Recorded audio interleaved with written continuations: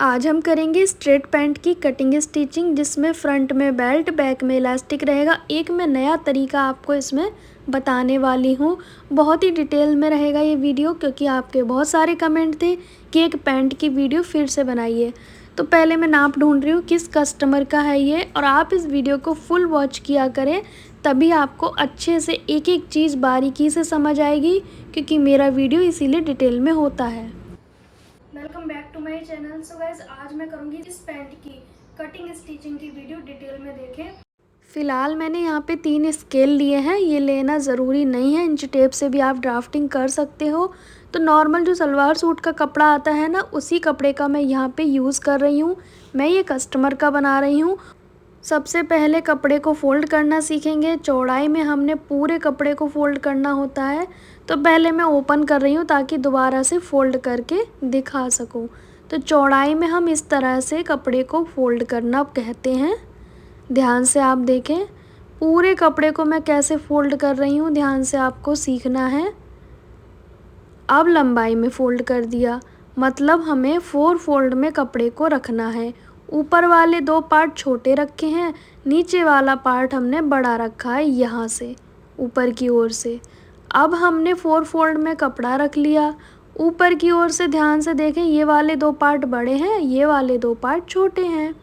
उल्टी साइड से ही ड्राफ्टिंग करते हैं। ऊपर की ओर से कपड़ा बिल्कुल स्ट्रेट करना है, सीधा करना है। कान है तो उसे कट करके निकाल देंगे, जैसे कि मैं कट करके निकाल रही हूँ। अब यहाँ पे लेंगे 2.5 इंच। 2.5 इंच हम लेंगे फोल्ड करने के लिए नेफा, जिसमें इलास्टिक और बेल्ट जाएगा। ठीक है, सिर्फ ओनली 2.5 इंच। ठीक है, यहाँ पे निशान लगा देंगे। फिर उसके बाद इसी निशान पे इंच टेप को रखेंगे। रेडी लेंथ लेंगे।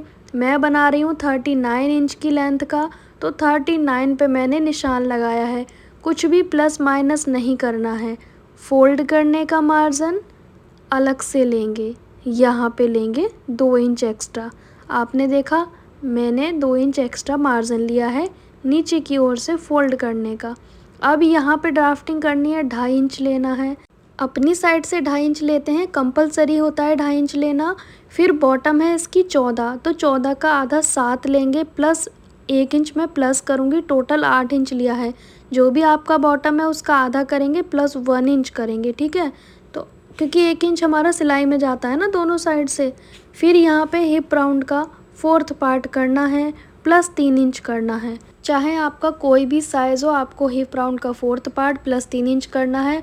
जितना आएगा आपको मार्क करना है। इसी मेथड से हमने लगाना होता है आसन का निशान।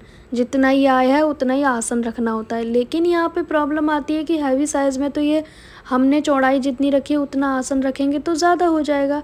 तो आपको क्या करना है, हैवी साइज़ में हमें इसके हिसाब से आसन नहीं रखना होता है। 13 इंच या 13.5, इससे ज़्यादा नहीं। नॉर्मली 12 इंच रखा जाता है, क्योंकि देखो हमेशा लोगों को कन्फ्यूज़न होती है कि हैवी साइज़ में आसन बढ़ा के रख देंगे तो कंफर्टेबल होगा, लेकिन ऐसा नहीं होता है। जब भी आप पहनोगे ना पैंट, तो हमेशा ऊपर की ओर खींचते रहते हो कि भाई कंफर्टेबल होने लगता है फिर। तो इसका कारण यही है कि आप आसन बहुत ज़्यादा रख देते हो, जो कि गलतफहमी है। अब मैंने दूसरी साइड से भी सेम निशान लगाया था। अब इस जगह पे हम लेंगे थाई का माप। यहाँ पे नॉर्मल लोग क्या करते हैं, 2.5 इंच 2 इंच पे गुलाई कर देते हैं। क्यों भाई, यहाँ पे थाई का माप लेना होता है। जो भी आपका थाई का माप है उसका आधा करेंगे, प्लस 1 इंच कर देंगे। और यहाँ पे 2 इंच पे गोलाई कर दी मैंने। ठीक है, गोलाई भी कम गहरी करनी है, ज़्यादा गहरी नहीं करनी है। फिर यहाँ पे आप देखेंगे, मैंने जो पार्ट नीचे का बड़ा लिया था ना, उसमें आपको 1.5 इंच एक्स्ट्रा बढ़ाना है आसन। बहुत हैवी साइज़ है तो 2 इंच 2.5 इंच तक कर सकते हो। 40 हिप तक आपको नॉर्मली 1.5 इंच लेना है। ठीक है, इससे ज़्यादा आपको बैक आसन नहीं बढ़ाना। नीचे निशान जो हमने लगाया बॉटम का, उसको हमने इस वाले निशान पे जोड़ना है स्केल की सहायता से। अब स्केल की जिस साइड को हमने यूज़ किया है, दूसरी साइड भी इसी तरफ से यूज़ करना है। इसीलिए मैंने ये निशान लगाया था, जितना आसन का लगाया था उतना ही दूसरी साइड भी निशान लगाया था, ताकि हमें पता चल सके इस स्केल का यूज़ कहाँ तक करना है। फिर हमने ऊपर की ओर गोलाई, यहाँ पे कोना निकल आता है, तो हमने हल्का सा झुकाव देना होता है ऊपर की ओर से पैंट में। ठीक है, तो इस तरीके से ऊपर मैं आपको रिपीट कर दे रही हूँ। नीचे 2 इंच लिया, ऊपर 2.5 इंच लिया, इस बीच में हमने लेंथ ली है। ठीक है, और यहाँ से हिप राउंड का 4th पार्ट प्लस 3 इंच उतना ही हमने आसन लेना होता है, लेकिन हैवी साइज़ में चेंज करना है। यहाँ पे कटिंग से पहले चेक कर लें कि जो आपका थाई है वहाँ पे पैंट लूज़ रहना चाहिए, ज़्यादा टाइट ना हो, क्योंकि ये कपड़ा स्ट्रेचेबल तो होता नहीं है, ठीक है, कॉटन है। और यहाँ से हमने शेप लगा दी, ठीक है। ये वाला जो ऊपर की साइड है 1.5 इंच हमने आसन बढ़ाना होता है, बाकी चारों पार्ट एक बराबर कट होते हैं। मेरा तो भाई यही मेथड है और वही मैं आपके साथ शेयर कर रही हूँ। यहाँ पे आप देख सकते हैं मैंने कट्स लगा दिए हैं और यहाँ पे थाई का हो गया, ठीक है। अब सिलाई करेंगे तो दोनों आसन को आपस में स्टिच कर लेंगे, यहाँ से यहाँ तक। ये बैक वाला पार्ट है, वो फ्रंट का पार्ट है। आप हमारे चैनल पे नए हैं तो चैनल को सब्सक्राइब करें और कमेंट ज़रूर करें ताकि मैं नेक्स्ट वीडियो किस पे बनाऊँ मुझे पता रहे। पॉकेट के लिए कपड़ा डबल फोल्ड में रखेंगे। लंबाई 13 इंच ली है। नीचे की पॉकेट की चौड़ाई मैंने 7.5 ली है। ऊपर की चौड़ाई 6.5 इंच पे लेंगे। 1 इंच का अंतर रहता है। अपनी और बंद साइड रखी है मैंने। ओपन वाली साइड से हमने तिरछा करना होता है इस तरीके से हल्का सा 1.5 इंच तक, और फिर इसकी कटिंग कर देते हैं तो ये हमारा पॉकेट कट हो जाएगा। मैं एक और कपड़े में भी आपको पॉकेट सिखाऊंगी क्योंकि इसमें प्रिंट में ना दिख नहीं रहा है, ये मुझे बाद में पता चला कि अच्छे से इसमें प्रिंट की वजह से नहीं दिख रहा है। तो पहले हम नीचे की ओर से सिलाई लगाएंगे। आप भी मुझे कमेंट करना कि इस प्रिंट में निशान वगैरह दिख रहे हैं नहीं दिख रहे हैं, मैं फिर से आपके लिए वीडियो बनाऊंगी। तो पॉकेट की नीचे की सिलाई लगा के पलट लेंगे और ऊपर से फिर से एक सिलाई लगा देंगे, ठीक है। अब हम इसको अटैच करना सीखेंगे। पॉकेट को कैसे अटैच करना है, पॉकेट के हम इस साइड पे नहीं इस साइड पे निशान लगाएंगे। जब राइट साइड पे पॉकेट लगाओगे तो इस साइड पे आपको निशान लगाने हैं। अब फ्रंट के पार्ट को लेंगे सीधे हाथ की तरफ इस साइड पे 2.5 इंच हमने ऊपर का छोड़ देना है जो हमने बेल्ट के लिए लिया था, क्योंकि इसमें तो इलास्टिक जाएगा तो ये हिस्सा हमें पहले ही छोड़ देना है। इससे 1 इंच नीचे हमने निशान लगाना है यहाँ तक, तो यहाँ से ऊपर नहीं जाना चाहिए पॉकेट। इस 1 इंच का जो निशान लगाया ना यहीं तक पॉकेट रहेगा। अब पॉकेट के ऊपर निशान लगाएंगे, 1 इंच ऊपर छोड़ेंगे, फिर उसके बाद 6 इंच का गैप रखेंगे। अब इसको लगाना सीखेंगे। इसमें थोड़ा कम दिख रहा है, प्रिंट कुछ ज़्यादा ही है इसमें। यहाँ पे हम पॉकेट को रखेंगे, इस तरीके से आपको रखना है पॉकेट, और नीचे का हिस्सा हटा देना है पॉकेट वाला, तभी तो अटैच होगा पॉकेट। इस तरीके से आपको रखना है, ध्यान से आपको समझना है और सीखना है। ये ऊपर हमारा इलास्टिक जाएगा। अब इसी शेप में हम सिलाई लगा देंगे। सुई को नीचे करके कॉर्नर बनाएंगे, दोनों कॉर्नर पे कट लगाएंगे, तभी तो ये टर्न होगा। अब आपको इस तरह से टर्न करना है बैक साइड में। इसको अच्छे से सेट करके सिलाई लगा देंगे ऊपर से, जैसे कि जेंट्स की पैंट में लगी होती है ना, बिल्कुल वैसे। अब इसे उल्टी साइड से सिलाई लगाएंगे, अच्छे से सेट करके रखेंगे। पहले पॉकेट का ऊपरी भाग बंद करेंगे, ये वाला हिस्सा। ये वैसे तो ये हमारा नेफे के अंदर चला जाएगा, लेकिन हम इसे रोकने के लिए सिलाई लगा देते हैं। अब हमने ये वाला हिस्सा बंद करना है पॉकेट के ऊपर का, और नीचे का जो गैप है उसे छोड़ते हुए दोनों पार्ट हमने बंद कर दिए, देख सकते हो आप। और जो गैप है वो मेंटेन रहेगा, जैसा है वैसा ही रहेगा। अब ये आप देखेंगे ऊपर की ओर से एक सिलाई लगा दूंगी, कच्ची सिलाई, ताकि जब नेफा फोल्ड करें तो पॉकेट इधर से उधर ना जाए। बाद में इस सिलाई को हटा देंगे।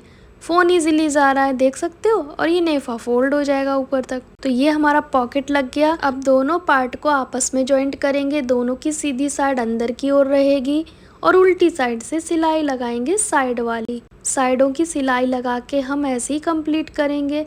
अब दूसरी साइड पे भी ऐसे ही सिलाई लगाएंगे। पॉकेट का जो गैप है उसको इस तरह से हटा के लगाएंगे ताकि पॉकेट हमारा बंद ना हो जाए।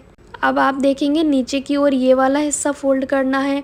जितना हमने लिया है ना मार्जिन उतना ही फोल्ड करना है, लेकिन इस बीच की सिलाई को बीच में ही रहने देना है।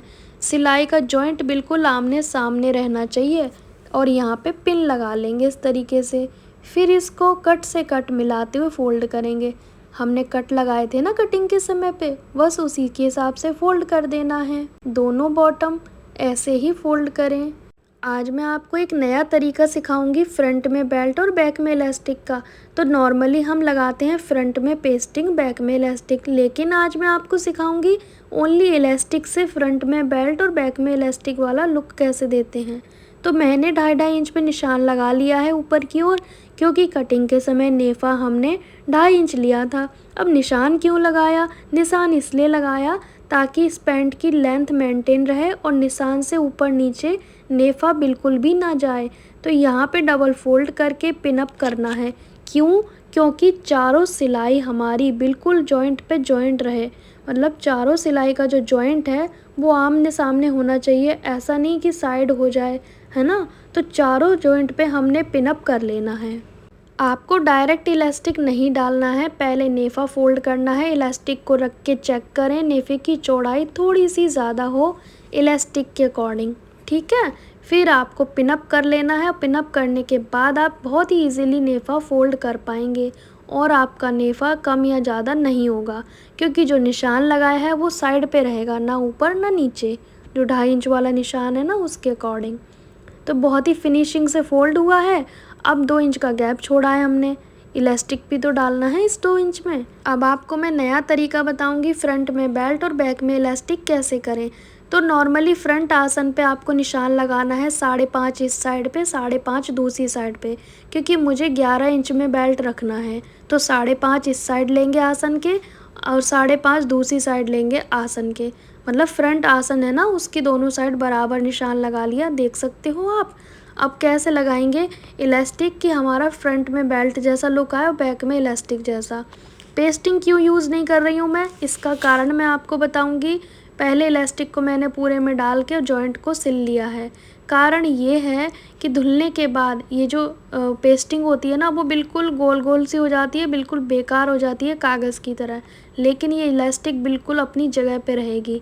तो यहाँ पे आप देखेंगे जो निशान लगाया था ना, उस निशान पे दोनों साइड हमने ऐसे करके सिलाई लगा देनी है और वहाँ पे गैदर नहीं होनी चाहिए इलास्टिक की, बिल्कुल प्लेन हिस्सा होना चाहिए। आपको गैदर साइड कर देनी है, उस पूरी जगह पे प्लेन हिस्सा होना चाहिए और दोनों साइड हमने सिलाई लगा दी है ताकि इलास्टिक बिल्कुल भी ना हिले इस जगह पे से। देख सकते हो ये जो गैप है ना, इसमें बिल्कुल प्लेन रखना है हमें। फिर बाकी जो गैदर है उसे इस तरह से स्ट्रेच करेंगे और बीच में एक सिलाई लगाएंगे। सुई को नीचे करके खींचना है, जब आप खींचोगे वरना आपके हाथ में लग सकती है। तो बीच सेंटर में सिलाई लगाएंगे, सुई को नीचे रख के वापस हटाएंगे, यहाँ से आप देखेंगे थोड़ा पक्का कर देंगे। और जो हमारा प्लेन हिस्सा है वहाँ पे इलास्टिक खींचेगा ही नहीं, क्योंकि हमने साइड से 2 सिलाई लगा दी है ना, इसीलिए। तो मेन रीज़न यही था इलास्टिक लगाने का फ्रंट में भी, ताकि जो पेस्टिंग है वो धुल के ख़राब ना हो जाए और इलास्टिक से हमारा मजबूत रहेगा। अब हमने सेंटर की सिलाई लगा के पैंट को कंप्लीट करना है। पेस्टिंग वाली भी हमने यूज़ की है, कई वीडियो में मैंने सिखाया है। तो आज मैंने एक नया तरीका अपनाया है जो आपके साथ मैंने शेयर किया है। तो आप देख सकते हैं दोनों साइड पॉकेट हैं, फ्रंट में बेल्ट है, बैक में इलास्टिक है।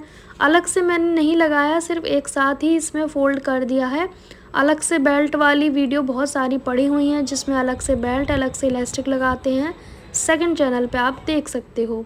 तो यहाँ पे आप देखेंगे फ्रंट में बेल्ट का लुक भी हो गया, बैक में इलास्टिक का लुक भी हो गया और दोनों को हमने एक साथ बना दिया। तो बहुत ही आसान तरीका मैंने आपके साथ शेयर किया है जो बिगनर्स होते हैं उनके लिए। इसमें आपकी साइड की सिलाई भी नहीं घूमेगी, आसन में कोई खिंचाव भी नहीं होगा, पैंट बिल्कुल स्ट्रेट रहेगा। आप देख सकते हो कितना स्ट्रेट पैंट बना है मेरा ये बनके। तो मेरे कस्टमर का मैं इसी तरीके से बनाती हूँ। मैंने आज 4 से 5 पैंटें बनाई हैं। बाकी आपको ये वीडियो कैसा लगा कमेंट करके ज़रूर बताना। Thanks for watching my video.